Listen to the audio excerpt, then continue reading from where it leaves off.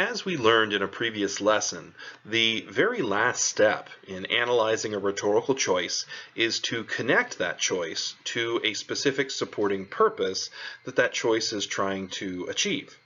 This can be tricky because it can sometimes seem like you're repeating what you said with the intended effects, and you don't want to be repetitive in an analysis.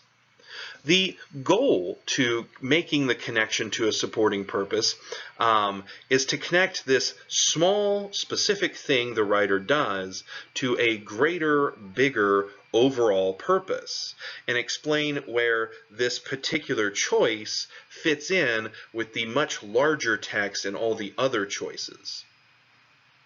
To help with this all-important last step, I have two techniques that can help you better phrase what that supporting purpose is. One, you can phrase it as a "why do this" statement. And two, try to think about how it fits within the chronology or structure of the text. So when you get to this step in analyzing a rhetorical choice, the previous statement would have explained how the choice is designed to overcome a specific obstacle. If you think back to our four-part model there, this is the first half of part 4 in explaining why the writer does this. So the previous statement or previous sentence would have connected the choice to a specific obstacle. So for this fifth part here, try following that statement that explains why it is necessary for the writer to overcome the obstacle. And the answer should just be one of the supporting purposes. For instance, let's take a look at how this might work if we were analyzing rhetorical choices in Florence Kelley's speech against child labor. Let's look at a particular logos choice that a lot of us have identified when we studied this text. That would be Kelley's use of overwhelming data on child labor that really takes up the first roughly half of her text. The effect of this is to open the audience's eyes to a problem they're not familiar with. And the obstacle here is the fact that the audience is not familiar with this issue because they come from middle and upper class backgrounds and therefore haven't had to send their children into the workforce. So let's conclude our analysis by answering this question. Why does Kelley need to overcome this obstacle? To what end?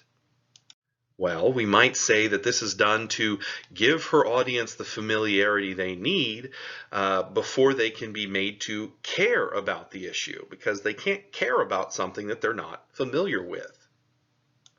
So we might write it like this. This could be our last sentence of the paragraph. Once aware of the truth behind child labor, Kelley's audience will be more likely to adopt the averse attitudes toward the practices that she wants them to hold.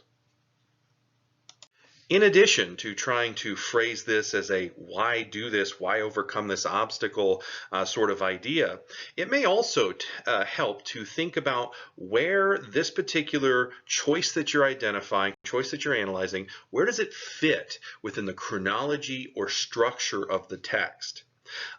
Some of the techniques you're going to run across within a text are going to be persuasive throughout the text, such as when Queen Elizabeth tries to demonstrate that trustworthy persona, she kind of does that throughout the text. Or when John Winthrop uses faith-based arguments, boy, he does that throughout the whole text. However, many other techniques that are used in sequence and build off of one another. In Florence Kelley's speech, we see a very clear chronology of choices here. She starts off by presenting that overwhelming data to inform her audience. She then hits them with those appeals to pity and shame to make them feel bad about it. She then links her cause with theirs to give them even more motivation to fight besides just feeling ashamed. And then finally, she makes a very specific call to action in the last two paragraphs, which gives them an outlet to fight, a reasonable outlet, something that these disenfranchised women can actually do to help end child labor and alleviate their shame in the process.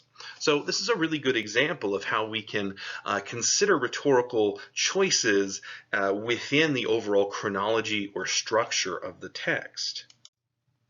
So when wrapping up your analysis of a single choice and trying to phrase that final statement, connecting it to a supporting purpose, think about where that choice fits within the overall structure of the text. Think about its relationships to other choices, and this can help you phrase that final statement without just repeating the effects over again.